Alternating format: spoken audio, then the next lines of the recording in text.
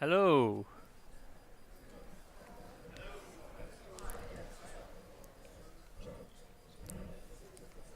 Who believes in luck? I used to think luck was preparation, waiting for an opportunity. You made all your own luck in life. But then recently I was thinking about one of the defining moments in my career, and I thought, maybe I did get a bit lucky in life. I didn't work for NASA. I have no connection with NASA, but I worked for a big e-commerce company, and every 3 weeks we would have a big deployment, which was just like working at mission control in NASA. 100-step deployment process. Everyone strategically placed in the office. Boom, your turn to deploy some scripts, pull some servers out the load balancer, all that kind of crazy stuff. And then finally, we've deployed these binaries to a web server. We've landed on the moon, and now the whole development team, we get to spend 2 days manually regression testing everything on 100 different devices.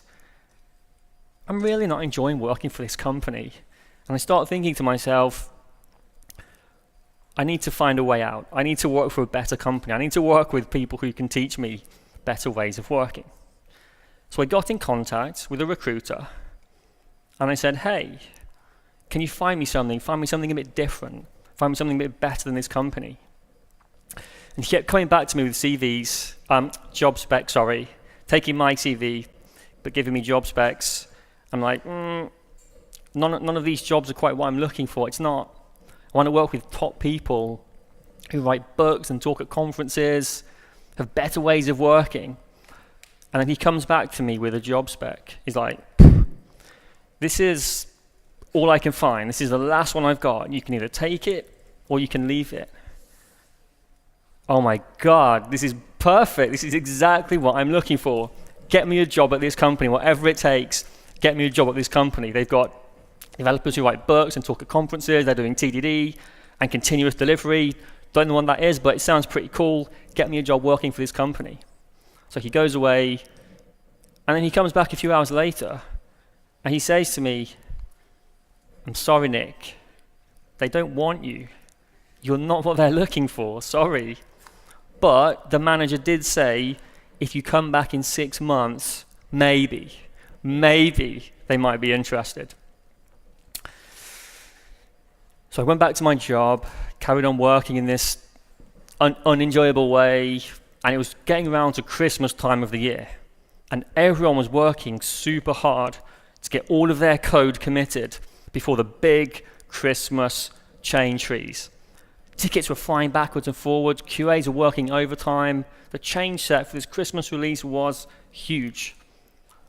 But it was finally done on time, and then it was deployed to production.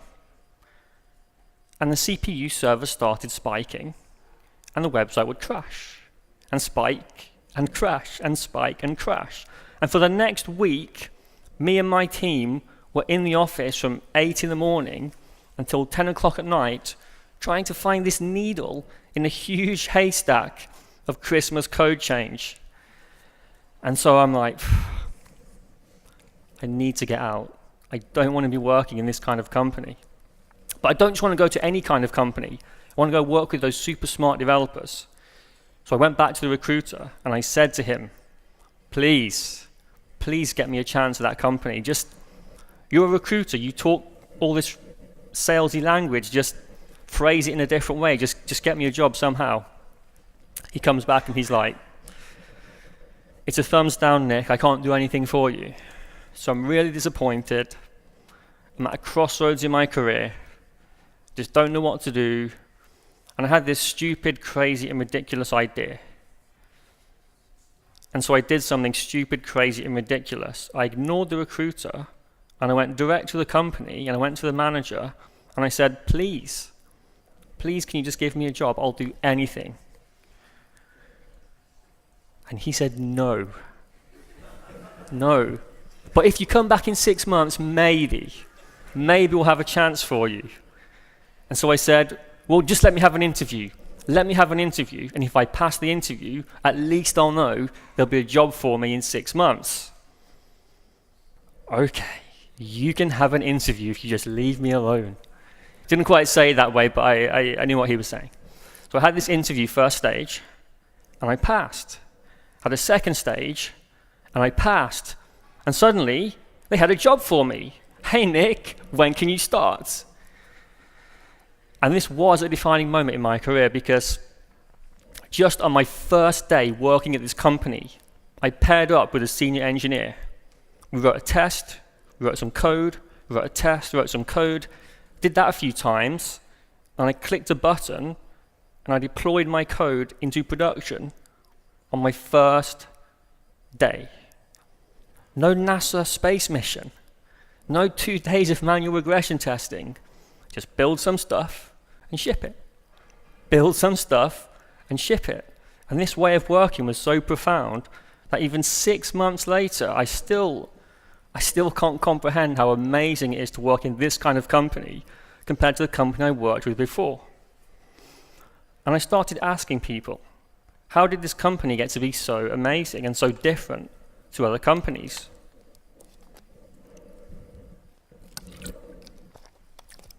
By the way, I've never done this before, a 2-liter bottle on stage. Very uncultured, I couldn't find anything else. Anyway, I started speaking to people at the company. How did you get to be so amazing? Why are these other companies not working this way? And they told me, the new manager came in a few years ago, and he said to the developers, we need to be delivering software more frequently, delivering value more frequently. But I'm going to let you figure out how we do that. And with guidance and nurturing, those developers had the autonomy to make that happen. It was the developers who made that happen.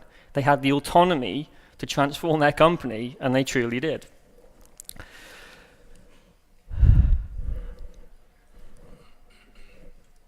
Another defining moment in my career.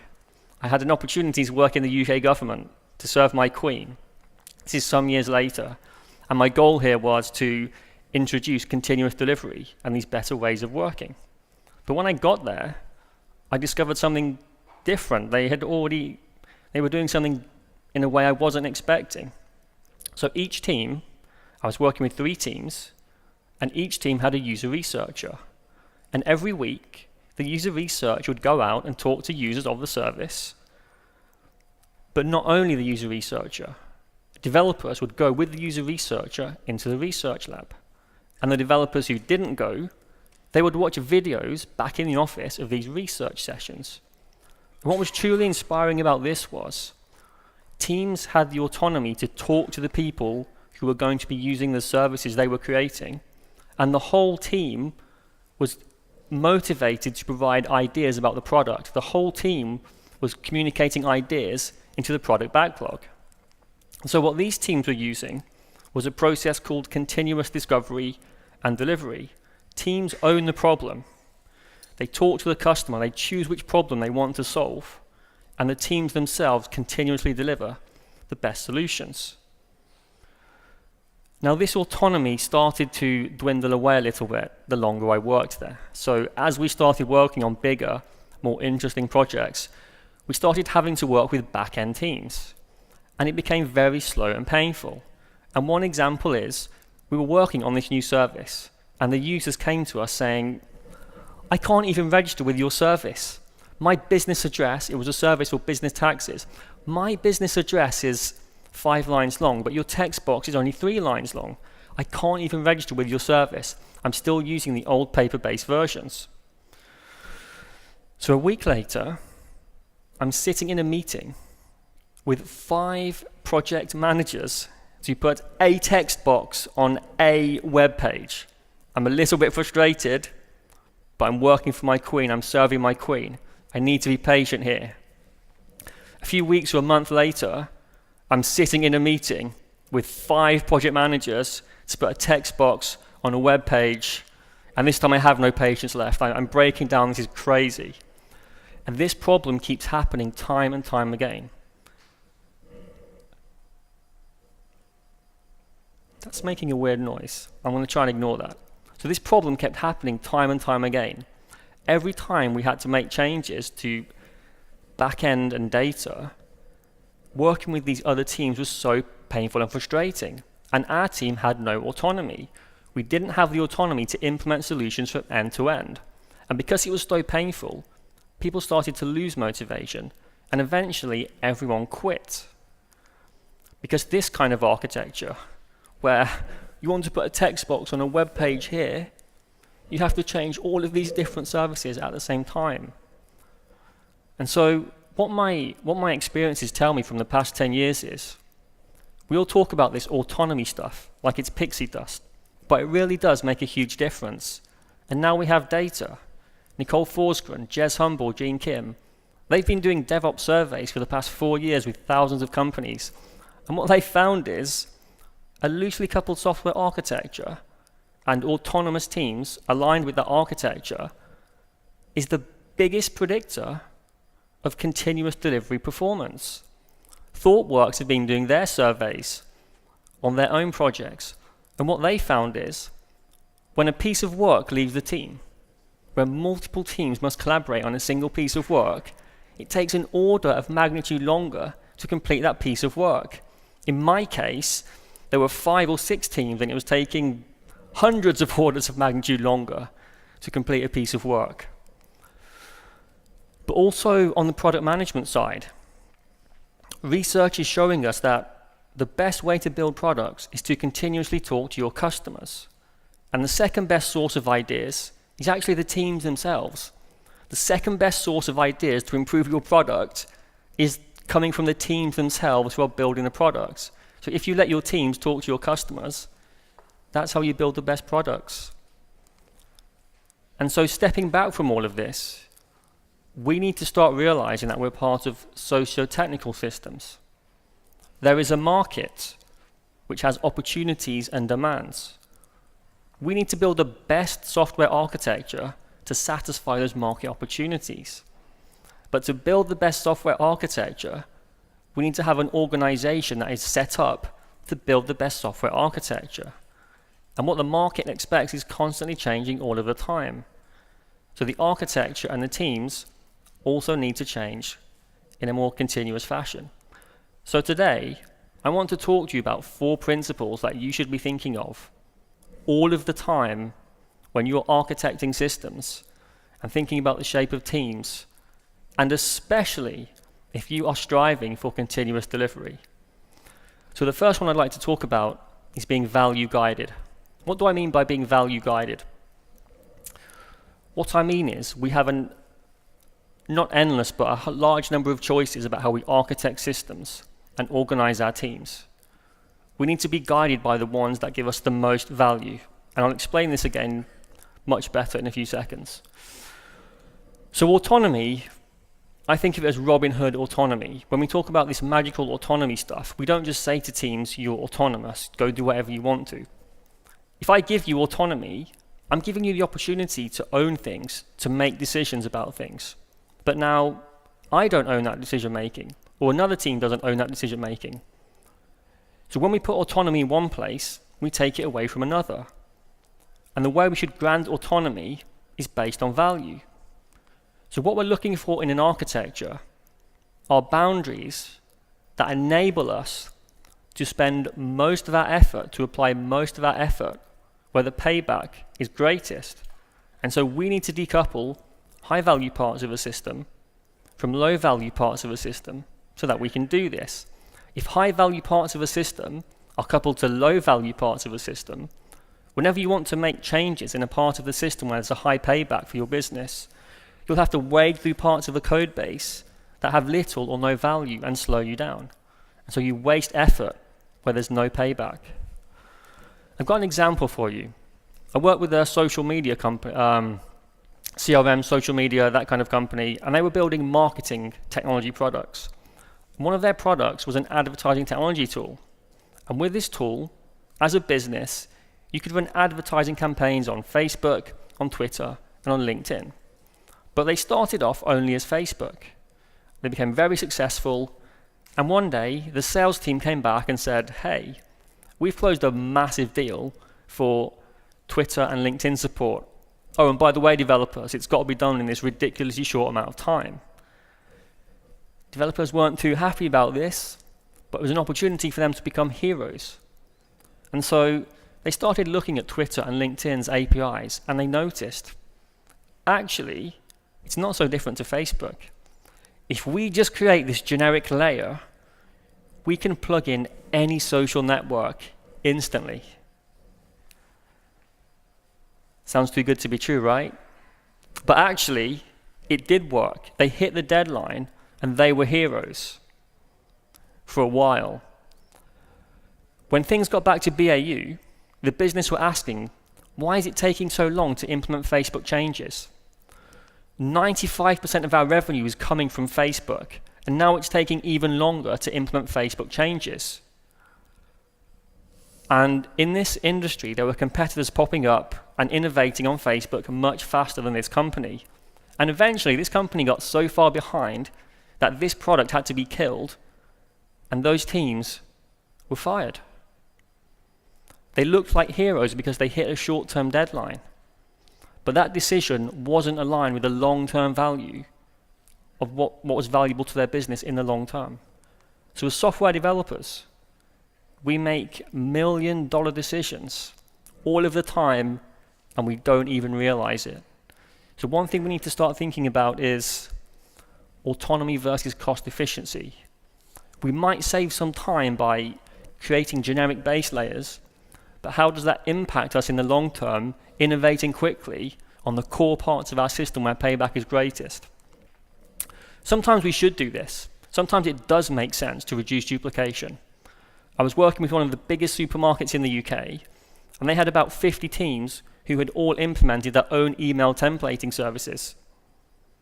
That was wasting the company a lot of time, so they created a centralized service to take away that duplication, which gave teams more autonomy to focus on what mattered most to them, their core parts. So again, the slider moved it the other way now. So if we're developers, how do we make these decisions? How do we know which choices to make? How do we know how to be heroes in the long term and not the short term? Understand your business model. In fact, how can we as developers convince ourselves, our colleagues, or even our bosses that we've created the best architecture for our company if we don't even know what our company's business model is? That's one for you to answer for yourselves. But also value isn't this constant factor. Value changes over time. Products go through a life cycle. So it's about understanding the innovation portfolio, because we have short-term value versus long-term opportunity. I've got a blog post about this if you want to read more. I'm not going to talk too much today, but I would like to say quickly, value is not just revenue. I've been in this situation many times where we talk about, oh, the highest value parts of a system. This part of a system makes the most money. There are at least two different ways of looking at value. There's engagement and there's revenue. Which parts of your system provide features that bring customers to your product but don't make any money, and which parts do make money? So I want you to keep those things in your mind at all times. Now let's talk about being domain-driven. What do I mean by being domain-driven? So what I mean is that dependencies in your system slow down autonomy. If I depend on you, then I don't have autonomy to make decisions. If there are 5 back-end teams I depend on to implement a text box on a web page, I have almost no autonomy. So this is where we need to understand the domain we're working in order to identify the most appropriate boundaries to reduce those dependencies. And what happens when we don't do this? I know you've all seen this pattern before. Like, oh, there's this old code base built by some developers who came before us. We're not touching that code base. All of the new code will go in a sexy new code base. A few months later, you're now making changes in both code bases because those things are still tightly coupled. How do you understand your domain? With event storming. If you haven't tried event storming, I highly recommend it, but I'm not talking about event storming today. What I'd like to tell you today is, I want you to think of understanding your domain in a more detailed way. We often have this view about nouns and verbs. look for the nouns and verbs. I want to challenge that, and I want you to think of categorization, how we group concepts in our domain in a slightly different way. Think about the supermarket. So a few weeks ago, it was Sunday afternoon, I'd had a lunch with my wife, and she said, why don't we get a dessert? And I said, let's get a Viennetta. I haven't had a Viennetta for like 10 years. Do you know Viennetta? Like a layered ice cream thing. I've not had one of those things in 10 years. I'm going to have one. My wife says, why don't you get some squirty cream and some chocolate sauce? Okay, that sounds like a great idea. So I shoes on, coat on, I went down to the supermarket and I set off looking for the chocolate sauce. So I went to the dessert section, but I'm not seeing any chocolate sauce here. And I start wondering to myself, how can I be so stupid? I don't even know where the chocolate sauce is. It should be with the desserts, right? Oh, it's chocolate sauce. It must be with the chocolate. So I walk over to the chocolate section. I'm seeing all kinds of Belgian and Swiss chocolates, but I'm not seeing any chocolate sauce here. So I think, chocolate sauce. Chocolate sauce? So I just have to rule these options out, right? Scientific way. Ketchup, mayonnaise, Levi Roots reggae sauce. I'm not seeing any chocolate sauce here. So now I'm completely lost. Maybe they just don't have any. So I look for someone who's working there, and there's his assistant, and he's piled up with pizzas and Scotch eggs and pork pies to his face. He looks really busy and doesn't want me to disturb him. I've got a really important need here. So I'm like, hey, where can I find the chocolate sauce? And he's like, it's over by the ice creams. It can't be by the ice creams. There are no shelves by the ice creams. Like, this guy's telling me lies. He's just in a rush. He wants me to get out of the way. Fair enough. But I'm going to have a quick check anyway. So I'm in the middle aisle, and I start walking, and I take a left, and I can see all the way down the aisle where the ice creams and the freezers are here. I can see like an abandoned lunch trolley. I'm like, what is that thing? So I start walking towards it, and just as I get close, I'm like, is that shampoo? Oh look, there's some chocolate sauce next to it. So what's the point here? The point here is, when we think about concepts and how we group them and put boundaries around them, we can group things in many different ways, taxonomies, taskonomies, and this applies to software as well. So let me give you an example. Here's a company who build a marketplace for financial products. You can come to this company's website and you can get credit card deals, mortgage deals, or loan deals. Where are the boundaries here? Oh, that's obvious. The credit card service, the mortgages service, and the loan service. But then we start to notice some parallel hierarchies within each service. We've got the low credit rating deals in each of these services. Low credit rating deals for mortgages and credit cards and loans. Higher value deals for people with a great credit rating and lots of money. Now we've got two ways to group these concepts. Which is the correct answer? Depends on your business. If 95% of your company's revenue comes from credit cards, you might want a credit card service. If 95% of your company's revenue comes from people with a poor credit rating, like Wonga, you might want a poor credit rating service, poor credit rating deal service. And so one of the points here is that we often think of coupling in software as an intrinsic technical characteristic. But actually, the things in software that change correspond to the way your business and your products are changing. The items you put in your roadmap, in your backlog, they will determine which bits of your software change together. I also think we need to do much more work around analyzing patterns in the problem domains we're working in. So here's an example. I'm sure you've all seen this pattern, where some concept goes through different stages in its life cycle. And why should you care about a simple pattern like this? Well, what if you think your domain is this pattern, but your domain is actually a different pattern? So here's a company who build software for airlines, and they have a three-step business process. At first, the software pulls in data about the routes your company owns. So let's say you're an airline, you have the rights to fly from London to London to Copenhagen to Amsterdam, for example. The software will take all of those individual legs of a journey and build them into routes. It then gets handed over to the fleet team. They will work out which aircraft are going to fly on which journey. And then it will get handed over to the crew team, and they will work out which staff members and pilot will go on each plane. It seems pretty simple. It seems like we have the entity lifecycle pipeline pattern here. But we don't, because this data can change at any point. Let's imagine you've gone all the way through this process, and now the routing data changes. There's been a big change somewhere. Now it all has to be recalculated. But this company's business process is whichever department has the schedule has to fix it. So if the routing data changes when it's with the crew team, they have to fix the 2 previous steps. And so what happens now is we have this separate service, the rule service, where all of the important rules live.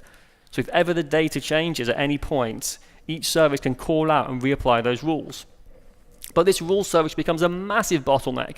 It's so tightly coupled to all of the other contexts in the system that you can guarantee that whenever this changes, one of those will change, and whenever one of those changes, this thing will have to change anyway. We don't have an entity pipeline here. We have a proposal pipeline. This is our domain. We became so fixed on the individual departments and that business process, we weren't looking for the inherent patterns in the domain, which was the entity, the proposal pipeline. And what you start noticing is these are actually socio-technical patterns, because each one of these patterns has an economical, a technical, and political consequences and factors. So let me give you an example. So here's another pattern called the dog food context. I was working for a music streaming company. So they built this platform, a bunch of APIs. As a customer, you can use these APIs to build your own version of iTunes. Search for music, stream music, download music, etc. Now within the company, there was a team who were building their own website on top of the company's platform. It was a dog food context. They were using the company's own products for their own purposes, using their own products. So what would be the considerations of this pattern? Firstly, for the dog food context, we need to be aware that it's not about making money. Even losing money is okay. The purpose here is we want to understand how customers feel using our platform, to get the experience they get building on top of our platform. So we can use that feedback to improve our core product. If you see the dog food context, you know that your goal is not about making money, it's about feeling how your customers feel. Therefore, you can experiment with technologies here because your customers are using different technologies. Another pattern, the octopus context. So a good example of this is GDPR. I think everyone's familiar with GDPR now, but basically, there's this GDPR service. A request comes into the GDPR service. Delete all the data you have about this customer. The GDPR service then reaches out to all of the other services in your company and says, delete any data you have for this customer. And then send me an acknowledgement when you've finished, because I need to keep an audit log. So if you see this pattern in your organization, what do you know up front? What are the characteristics of this pattern? Firstly, try to centralize complexity within the octopus itself. In this company, there was an idea that each of those services would have a message queue, and the octopus would just put a message on each service's message queue. But now we've got a bunch of teams saying, we don't have a message queue, and all our stuff's deployed on-premise, and the cost of having a message queue to our team is actually quite high. And each new service now needs a message queue as well. So we were able to avoid that by putting all of the retry logic and complexity, or most of it, within the octopus. Another characteristic of this pattern, and patterns like this, is try to do some design up front. So there's this idea we should release early and release often, which is good. Continuously deliver, continuously get feedback, makes sense, except when you deliver something and people depend on it, because then you can't change it very easily because it has dependencies. So with the octopus, What you should try and do is find a good baseline up front, spend a bit of time up front defining those contracts with those different services. Because if you don't, and you need to make a breaking change, you've now got 10 or 100 teams all saying, we're way too busy to make changes. And it gets escalated to management, all kinds of politics. Save yourself the pain. I've got some blog posts about these patterns if you're interested. Now let's talk about something different. Let's talk about being socially optimized. So how do we design systems that are socially optimized? My friend Alberto has a fantastic quote here. The way you architect your software system defines the interactions between the people in your organization. And that shapes your culture. Think about that for a minute. That's pretty powerful. And here's an example. If we have lots of very small services in our company, it will be easy for people to understand the bit of the system they're working on. But because we have many small pieces, the chance of a piece of work involving multiple teams is now much higher. Think back to the thought work statistics. A piece of work will take an order of magnitude longer to complete. So let's go the other way. Let's have lots of big services. Now we have big teams. Have you ever been in a stand-up with like 15 or 20 people? Wow. Trying to stay awake until it's your turn to speak. Not easy. But more than that, think about a big team. There's so much work going on, pull requests, Slack notifications. It's so hard to keep up with everything that's going on in your team. And it can lead you to burnout because you feel, all these people are in my team. I need to know what they're working on. It's part of my responsibility. So I've got some tools for you here. So I had a different way of framing this, but Alberto calls it the pink check, and I kind of like his idea better. So here's the first tool, the pink check. So Dan Pink wrote this book, and he basically said humans need three things to feel motivated: purpose, autonomy, and mastery. So when you design the boundaries in your software architecture, ask yourself, do our teams have purpose, autonomy, and mastery? And I'll come to an example of this shortly. The second tool is the feedback check, which is, do the teams get timely feedback when they've done something good? If my team delivers some new feature or some benefit to the company, do we get told, thank you, that was a useful feature? Or does feedback come a year later when it finally gets delivered? And same for negative feedback. Do we get negative feedback on time at a proportionate rate with positive feedback? If positive feedback takes 1 year and negative feedback comes back in like 1 week, you can see why the conditions in this company aren't favorable for developers in that team. So let's look at an example. So I call this pattern the selfish silo. We have front-end teams. Now, they are working directly with the customer. Every time they release a new piece of code, they get instant feedback from their customers. You did a great job, well done, customers like it, the metrics improved. Now, the back-end teams, their feedback cycles are slower, and they don't hear from customers. And when you get down to these 3 or 4 layers inside the company, they have no idea who the end user is. All they get are these agile hippies constantly asking them to make changes and no idea why. And so they become selfish. Like, no, we're not going to change our priorities to help these agile hippies. We've got our own priorities, and we're being measured by how much we get done, not how responsive we are. So these teams are selfish. It's not because the people are selfish. It's because this architecture makes them selfish. And also architecture is politics. How many people think about architecture this way? So in my story in the UK government, we wanted to go away from these 5-layer deep, and we wanted teams who owned end-to-end slices. But how can we do this in this company, where there's a digital IT team and an enterprise IT team? If we want to have these wonderful vertical slices, which are actually horizontal in this diagram, if we want to have these wonderful slices to give all teams end-to-end autonomy, one of those managers is going to lose their power. And when a manager loses power, they reduce their chances of being promoted. This architecture is messing with the politics in the company and people's personal agendas. I like to call this the Game of Thrones effect. See how much it happens in your company. Look at the shape of the architecture and the interactions. And just imagine if you wanted to change the architecture, could you? Or would you get an angry manager saying, no, you're not taking away my headcount? So think about that too. There's also another tool here. Highly recommend checking out this book and checking Adam's talk if you didn't go to it. Anyway, the fourth principle I'd like to share with you is being organizationally fluid. What the hell does this mean? So it basically means we can't design perfect boundaries. As we talked about earlier, as the roadmap changes, different things will change together. Let's have a look at an example. You design the system with these 3 services, and in sprint 1 it's perfect. This service is highly autonomous. This service is highly autonomous. And this service is highly autonomous. Fantastic, we have the perfect boundaries. Until sprint 2 comes along. Oh wait, now these things need to change together, and these things need to change together, and now service B is a bottleneck because it has 2 teams wanting it to change for different reasons. So what can we do here?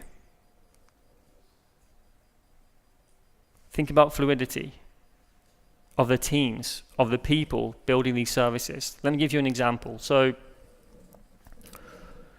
we can continually reshape the boundaries in our organization. The boundaries can evolve in line with how things are changing. We can take the people to the work. If there's lots of work over here, let's take people over here. But we need to be very careful of getting back into the old project mindset. I'm definitely not a fan of the old project mindset.